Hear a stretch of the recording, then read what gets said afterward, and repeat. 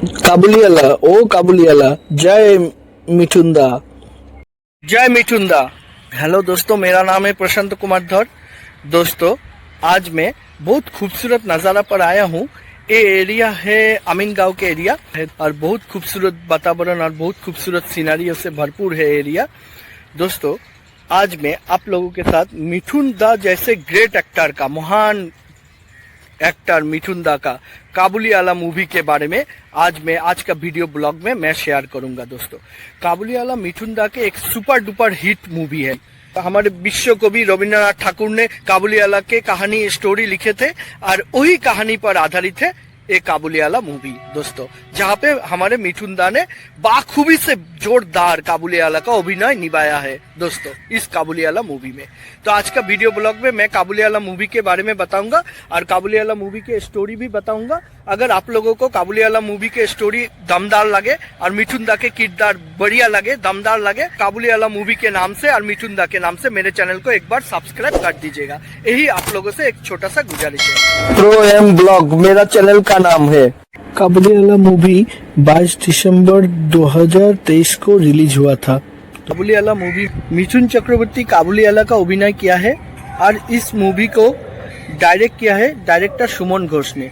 और काबुलिवाला मूवी के मुख्य किरदार पर है मिथुन चक्रवर्ती, जो काबुलिवाला का रोल प्ले किए। अनु मेघा जो काबुलिवाला के मेन मुख्य किरदार है, मिनी का किरदार है, क्योंकि काबुलिवाला मूवी के मेन किरदार है मिनी और काबुलिवाला को लेकर, तो वही मिनी का रोल प्ले किए है अनु मेघा कहाली। उसके बाद है आबिर चटर्जी, जो जिसका नाम है औरोबिंदो मुखर्जी, जो एक पेशे से एक राइटर है। वो नोवेल लिखते हैं अपने घर पर बैठकर और वो मिनी के पिताजी है। काबुलिवाला स्टोरी कवि गुरु विश्व कवि रविंद्रनाथ ठाकुर ने 1892 में लिखे थे और उसी कहानी के ऊपर आधारित है काबुलिवाला मूवी, जो मिठुन दा ने काबुलिवाला का रोल बाखूबी से दमदार निभाया। दोस्तों, काबुलिवाला मूवी में वो उनका नाम असली मूवी में रहता है रहमत खान और उसे सब लोग काबुलिवाला बोलकर बुलाते हैं।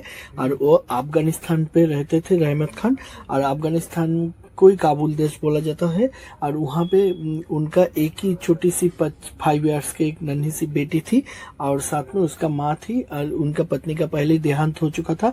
लेकिन काबुलिवाला किसी तरह से संसार का गुजारा करते थे अफगानिस्तान में, क्योंकि उनका ज्यादा कुछ कमाई नहीं था, बहुत कष्ट से उनको चलना पड़ता था। तो उसी वजह से काबुलिवाला ने एक दिन तय किया कि वो अभी काबुल देश से इंडिया आएंगे और इंडिया आने के बाद वे काबुलिवाला का इंटरेस्ट का व्यवसाय करेंगे और साथ में काबुल देश में जो अखरोट, बादाम, पिस्ता, ये सब, किशमिश, ये सब जो होता है वो सब फलों का भी व्यवसाय करेंगे और साथ में कश्मीरी शाल यानी पश्मीनी शाल का सेल भी करेंगे इंडिया में आकर। इस तरह से व्यवसाय करके जो भी पैसा वो कमाएंगे, हर पैसा को इकट्ठे करके फिर वो काबुल देश अपने घर पर लौट कर आएंगे अफगानिस्तान में।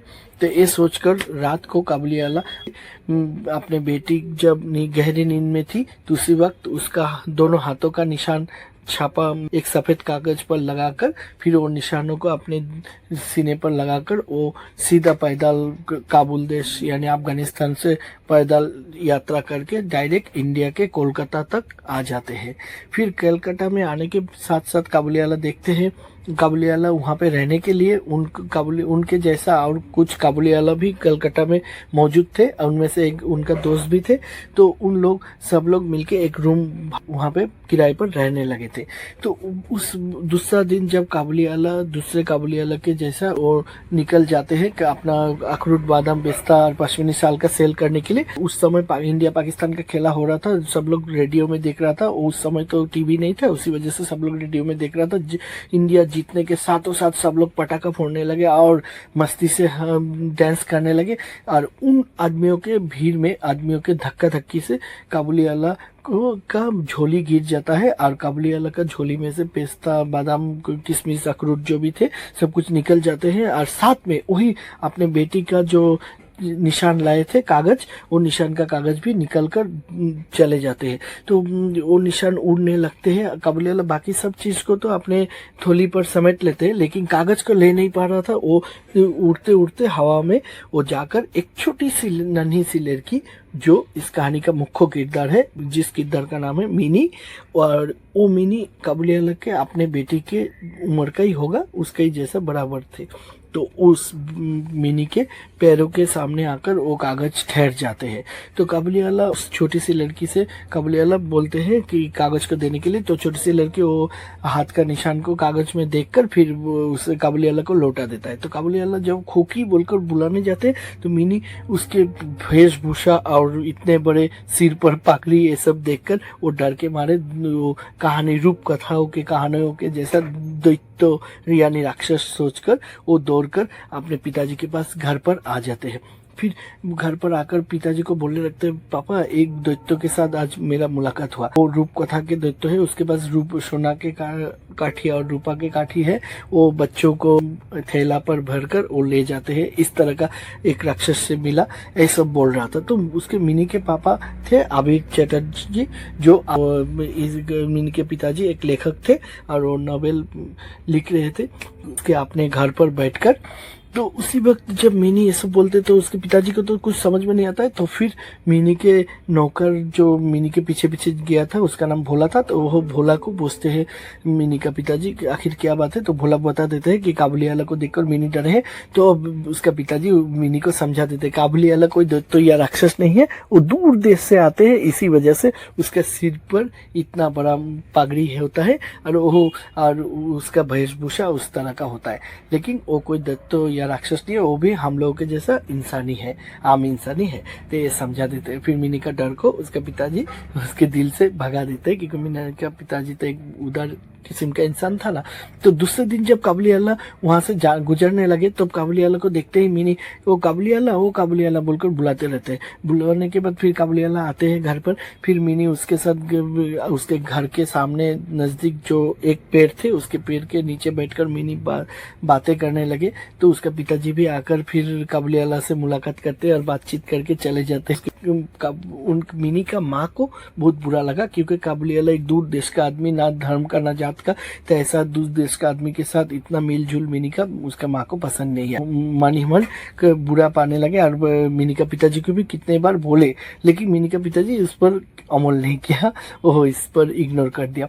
इधर काबुलिवाला उस दिन से हर रोज वहां पे आने लगे और मिनी के साथ बातचीत करने लगे। मिनी बोलने लगे काबुलिवाला को, काबुलिवाला तुम ससुर बाड़ी जाओगे, तो इस तरह का बातें भी बोलने लगे। तो फिर बोलते तुम काबुलिवाला को मिनी अपने बंगाली कल्चर के रविंद्र संगीत ये सब जो आते थे, तो रविंद्र संगीत के गाना गाकर डांस नृत्य करके काबुलिवाला को दिखाते थे। और काबुलिवाला को बहुत प्यार आता था मिनी के इस सब देखकर। मिनी उसे नमो करना यानी गॉड को नमस्ते करना, प्रणाम करना, उसे नमो बोलते हैं बंगाली में, वो नमो ठाकुर को नमो करना, वो सब भी सिखाते हैं। तो काबुलिवाला सीखते। काबुलिवाला कुछ अगर देर कर देते तो मिनी उसे डांटते हैं। जैसे काबुलिवाला मिनी को बोलते माफी दे दो मालिक, और गुस्सा और गलती नहीं होगा, इस तरह का बातें बोलते हैं। तो दोनों में इस तरह से मुलाकात हर रोज होने लगे। और मिनी को काबुलिवाला अपने झोले से बादाम, पिस्ता, अखरोट, ये सब किशमिश, ये सब चीज हर रोज देने लगे। मिनी का पिताजी जब भी पैसा देने चाहता था तो काबुलिवाला कभी भी पैसा नहीं लेते थे। तो इस तरह से उन दोनों के बीच एक अटूट बंधन, अटूट आकर्षण और अटूट प्रेम का बंधन होने लगे। और काबुलिवाला मिनी को अपने बेटी के जैसे ही प्यार करने लगे। तो दोनों में रिश्ता गहरा होने लगे, लेकिन उसका माँ को ये पसंद नहीं आया। इधर काबुलिवाला एक टीचर को पैसा धार दिए थे, लेकिन वो टीचर के पास जब उसका इंटरेस्ट लेने के लिए जाते हैं काबुलिवाला, तो उसका हालत देखकर टीचर संसार नहीं चला पाते हैं। वो अपना बेटा बेटी को, छोटे छोटे बेटा बेटी को पाल नहीं पाते हैं, उसके पास पैसा ही नहीं है। ये हालत देखकर इतना रहमदिल काबुलिवाला टीचर का पैसा भी माफ कर देते। इतना रहमदिल थे काबुलिवाला। दोस्तों देखिए आप खुद ही, एक दूर देश का पठान आदमी, उनके अंदर कितना दिल, कितना प्यार से भरा हुआ था उनका दिल। इधर कांचन मल्लिक उस एरिया के ही आदमी थे जो काबुलिवाला का फॉलो कर रहा था। तो वो आदमी काबुलिवाला से इंटरेस्ट पर पैसा भी मांगा था, लेकिन काबुलिवाला बोला कोई गारंटी देना पड़ेगा तभी वो पैसा दे सकता है इंटरेस्ट पर, लेकिन वो तो गारंटी नहीं दे पाया। तो फिर वो एक चाल रचने के बाद वो कांचन मलिक काबुलिवाला को बोलते हैं कि वो बेटी को पालने के लिए उसके पास थोड़ा भी पैसा नहीं है। तो इधर रहमदिल थे काबुलिवाला किसी का परेशानी दुख दर्द देख नहीं पाते थे। अगर किसी का परेशानी देखते थे तो साथों साथ वो उसको हेल्प कर देते थे। तो उसी वजह से कांचन मलिक को भी काबुलिवाला उसके बेटी को पाल नहीं पाते हैं सुनकर उसको पैसा दे देते हैं काबुलिवाला। और कांचन मलिक को पैसा देने के बाद फिर कांचन मलिक तो पैसा ले लेते काबुलिवाला से, और काबुलिवाला डेट दे देते जो उसी डेट पर वो कांचन मलिक से सूद लेने के लिए, इंटरेस्ट लेने के लिए वो आएंगे। फिर इस तरह चलते चलते ईद का त्योहार आ जाते हैं, और ईद का त्योहार पर काबुलिवाला मिनी के लिए एक कपड़ा खरीद कर मिनी को देते हैं और मिनी को पहनने के लिए बोलते हैं, और वो कपड़ा अपने बेटी को जैसे कपड़ा काबुलिवाला लोग देते हैं उसी तरह का कपड़ा ही दिए थे मिनी को। तो मिनी का पिताजी को ये पता चलता है। फिर शाम को काबुलिवाला अपने काबुलिवाला दोस्तों के साथ ईद का जश्न में गाना पीना वहाँ पे होते हैं, और उन लोग एंजॉय करते, पार्टी में गाना पीना करते हैं। और लेकिन फिर भी काबुलिवाला का मन उदास था मिनी के लिए। तो मिनी का पिताजी एक उदार इंसान थे, वे मिनी को काबुलिवाला का दिया हुआ कपड़ा पहनाकर मिनी को लेकर काबुलिवाला लोगों के अनुष्ठान में जाते हैं। और मिनी को देखते ही जैसे काबुलिवाला का चांद आ गया, ईद का चांद आ गया। तो काबुलिवाला का जोशन में चारों चांद लग जाता है, और काबुलिवाला मिनी को अपने गोदी पर उठाकर नाचकर गाना गाते हैं, और बहुत बढ़िया गाना गाते हैं दोस्तों। वो सीन एकदम देखने लायक था। ईद का अनुष्ठान से आने के बाद रात से मिनी को बुखार आ जाती है, और ये बुखार मिनी को उतरता ही नहीं। इधर काबुलिवाला जब सुबह मिनी से मिलने आते हैं तो मिनी का नौकर भोला उसे मिलने नहीं देते हैं। तो मिनी वहाँ पे बुखार पर तड़प रही थी, उसको लेकर घर का सब लोग परेशानी में थे। फिर डॉक्टर को बुलाते हैं मिनी का पापा। तो डॉक्टर आकर देखते हैं मिनी को, फिर दवाइयाँ देकर जाते हैं, लेकिन मिनी काबुलिवाला बोलते रहते हैं। तो डॉक्टर भी पूछते हैं मिनी का पिताजी से जो काबुलिवाला कौन है, फिर मिनी का पापा सब बोलते हैं। फिर मिनी का पापा जब डॉक्टर को विदाई देने गेट के सामने जाते हैं तब मिनी का पापा को दिखाई देता है कि काबुलिवाला रात भर वहाँ पे रुका हुआ है। उसको घर का अंदर नौकर तो घुसने नहीं दिया, लेकिन फिर भी वो बाहर में खड़ा होकर साइड पर जाकर अपने खुदा अल्लाह यानी गॉड से, परवरदिगार आलम से दुआ मांगने लगते हैं मिनी के तबीयत के लिए, तबीयत ठीक करने के लिए। तो मिनी का पापा वो देख लेते हैं, और तब मिनी का पापा को समझ जाते हैं कि काबुलिवाला उनके बेटी से अपने बेटी के जैसा कितना प्रेम करते हैं। वो मिनी का पापा को सब कुछ मालूम चल जाता है। तो मिनी का जब काबुलिवाला के पास मिनी का पापा आता है तो काबुलिवाला पूछते हैं मिनी का तबीयत कैसा है। तो तब मिनी का पापा बोलता है अब अभी ठीक हो जाएगा मिनी, जैसा बोलकर उसे ऐसा एहसास दिलाते हैं। तब जाकर काबुलिवाला को चैन आता है, नहीं तो वो टेंशन में थे मिनी का बुखार सुनकर। काबुलिवाला लोग जिस घर में रहते थे उस घर का झुमका एक बुरा सा काबुलिवाला बुरा सा आदमी, उनका देहांत होने की वजह से काबुलिवाला मिनी के घर पे दूसरा दिन जा नहीं पाते हैं। तो इधर मिनी बुखार से ठीक होने के बाद मिनी को जब उसका नौकरानी घर के बाहर दूध पिलाकर बैठाकर कुर्सी पर बैठाकर चली जाती है घर का काम करने के लिए, तो उधर मिनी काबुलिवाला को ढूंढते रहता है। उसका नयन हमेशा काबुलिवाला को ढूंढता रहता है। काबुलिवाला 2 दिन हो गया उससे मिलने नहीं आया, तो उसी वजह से काबुलिवाला को ढूंढते ढूंढते मिनी घर से बाहर निकल जाती है और काबुलिवाला को रास्ते पर जाकर ढूंढने लगती है। तो इधर मिनी को ना देखकर चारों ओर धूम मच जाता है। तो इधर नौकर लोग भी मिनी को ढूंढने लगता है, इधर वो मिनी का माँ रोने लगती है, इधर मिनी का पापा भी मिनी को ढूंढने के लिए निकल जाता है। मिनी का पापा जो ईद में ले गए थे मिनी को काबुलिवाला का ड्रेस पहनाकर, ये बात भी भोला मिनी का माँ को बोल देते हैं। तो मिनी का माँ जब उससे पापा को पूछते हैं तो उसका पापा ये बात पर कुछ नहीं बोलता है, उसका पापा इसको इग्नोर कर देता है। फिर उसका पापा भी निकल जाता है मिनी को ढूंढने। इधर भोला उस एरिया का आदमियों को सब लोगों को लेकर निकल जाता है, मिनी को ढूंढने लगता है सब लोग। मिनी रास्ते पर जाकर काबुलियाला बोलकर काबुलियाला को ढूंढते रहता है गली गली पर। इधर उस तरफ काबुलियाला उसी वक्त आ रहा था, तो उसी वक्त आते वक्त काबुलियाला को रास्ते में वही टीचर मिल जाता है जिस टीचर का एक बार काबुलियाला ने मदद कर दिया था। तो वही टीचर बोलते हैं कि मिनी ऐसे काबुलियाला को ढूंढते ढूंढते घर से निकल पड़ा है और मिनी को सब लोग ढूंढने निकले हैं, ऐसा बोलते हैं। तो काबुलियाला भी मिनी को ढूंढने लगता है ये टीचर से सुनने के बाद। फिर ढूंढते ढूंढते अचानक मिनी को मिल जाता है काबुलियाला को। काबुलियाला मिनी को मिलते ही गोदी पर उठा लेते हैं। तो उठाने के बाद फिर मिनी को लेकर काबुलियाला उसे प्यार करते रहते हैं। तो उसी वक्त अचानक भोला और वहाँ का उस इलाका के आदमी लोग आ जाते हैं। उन लोग समझते हैं कि काबुलियाला मिनी को गोदी पर उठाकर चोरी करके ले जा रहा है। तो ये सोचकर सब लोग मिलकर काबुलियाला को मारने लगता है। थोड़े टाइम बाद मिनी का पिताजी वहां पर आते हैं और उन लोगों को रोकते हैं, लेकिन काबुलियाला का मुंह से खून निकल जाता है। तो फिर मिनी को लेकर जाते वक्त मिनी का पिताजी काबुलियाला को बोलते हैं कुछ दिनों के लिए काबुलियाला को आने को मना करके जाते हैं क्योंकि परिस्थिति अभी खराब है।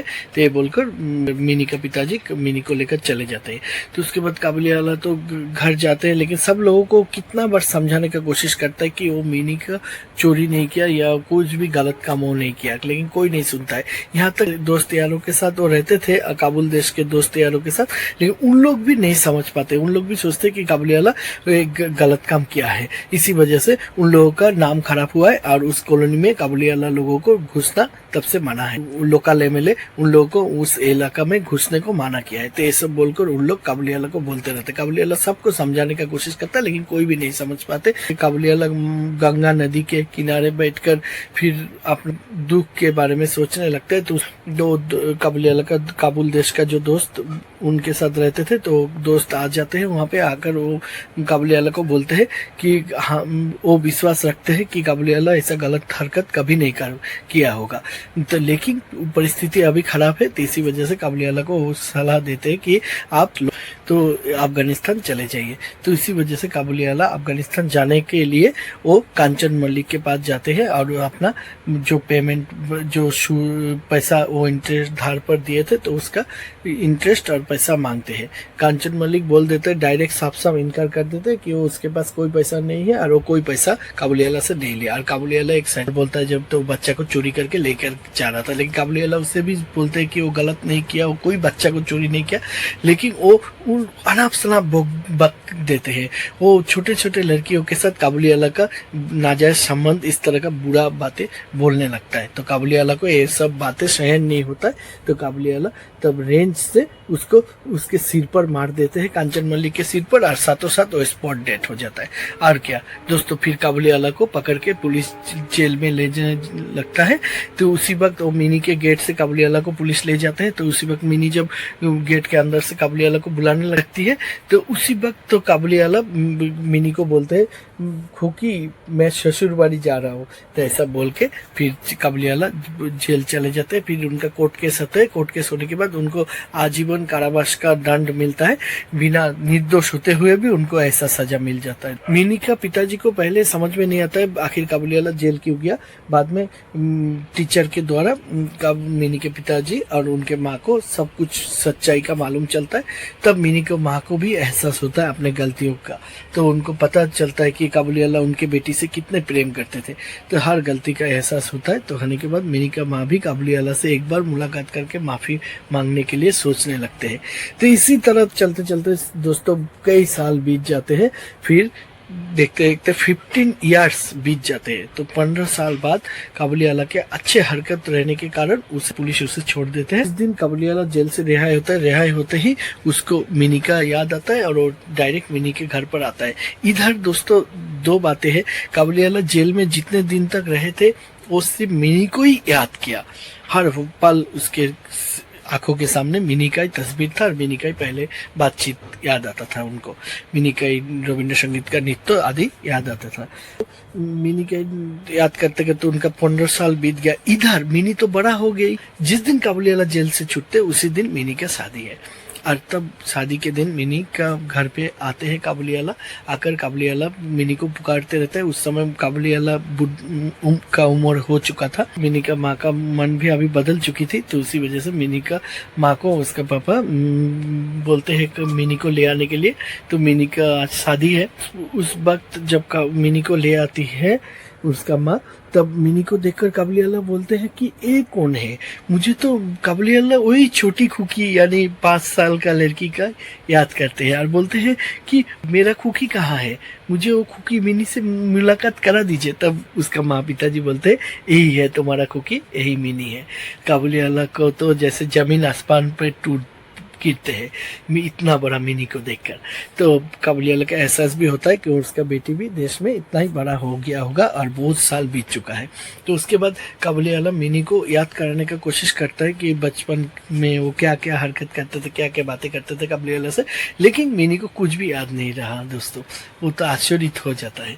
मिनी का पिताजी बोलते हैं मिनी को अंदर ले जाने के लिए उसके माँ को। फिर मिनी का माँ कुछ पैसा लाकर काबुलिवाला को देते हैं और मिनी का पिताजी माँ बोलते हैं काबुलिवाला को देश लौट जाने के लिए, अपने वतन पर लौट जाने के लिए और अपने बेटी के पास लौट जाने के लिए दोस्तों। वो और पैसा कुछ भी नहीं लेते हैं दोस्तों। और एक उन लोगों से फिर विदाई लेकर काबुलिवाला चले जाते हैं और जाते जाते एक ही बात बोलते हैं, काबुलिवाला हो काबुलिवाला, जैसे बचपन में मिनी उसे पुकारते थे। तो ऐसा बोलते बोलते काबुलिवाला फिर आप इंडिया से, कलकत्ता से और सीधा पैदल चलते चलते फिर वापस अपने वतन, अपने देश लौट के जाते हैं। फिर यहाँ पे मूवी का अंत होता है क्योंकि फिर काबुलिवाला अपने वतन, अपने घर, अपनी बेटी के पास लौट कर जाते हैं दोस्तों। यही समझाया गया मूवी में। मूवी बहुत दमदार है। यहाँ पे मिठुन दा का कैरेक्टर एकदम लाजवाब है दोस्तों। एक बार मूवी को जरूर आप लोग देखिएगा। काबुलिवाला और मिनी है। काबुलिवाला मूवी में कवि गुरु रविंद्रनाथ ठाकुर के लिखा हुआ काबुलिवाला को साकार रूप देने के लिए और इतना दमदार एक्टिंग करने के लिए मिठुन सर को मेरा ग्रैंड सैल्यूट। जय मिठुन दा।